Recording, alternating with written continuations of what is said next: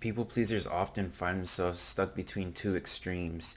Two extremes when it comes to how they express their emotions, how they're feeling about certain things, and how they're able to cope with certain things as well. And the most common one I've seen or heard about is anger.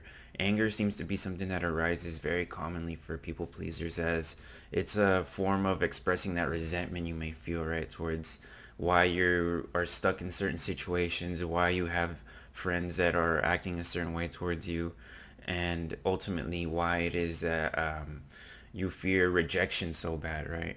And how this comes out and what I've heard the most is when they're with friends, or not friends, when they're with family, anybody that could be their parent, brother, sister, right? Anybody that's close to them, when they're speaking to them, they just feel anger, or they just feel like they have to yell to get their point across, right?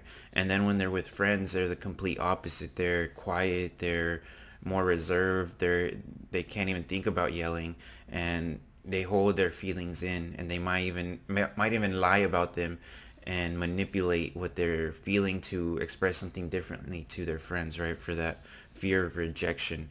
And this may come about because they had a parent or a set of parents that lacked the ability to show them love and care, right? They were brought up in a household that was aggressive, and everything was always yelled at them, or they were always scolded for crying. And this lack of that care and love is something that shows up in this way, right? This becomes that people pleasing mentality, and um, those subconscious acts that we do without even thinking, because of how that trauma is embedded in us. And true healing is starts whenever you're able to see these extremes in yourself, whenever you're able to see how you're bouncing from very high emotions to very low emotions, and how you can never find that middle ground, right, where you're able to healthily express your anger, healthily able to express your discontent, when you're healthily able to disagree with anybody around you. And finding this middle is going to be different for everybody, and it's going to be a different path, right? But it's going to start with you setting some boundaries and actually taking different actions than what you've been doing in the past.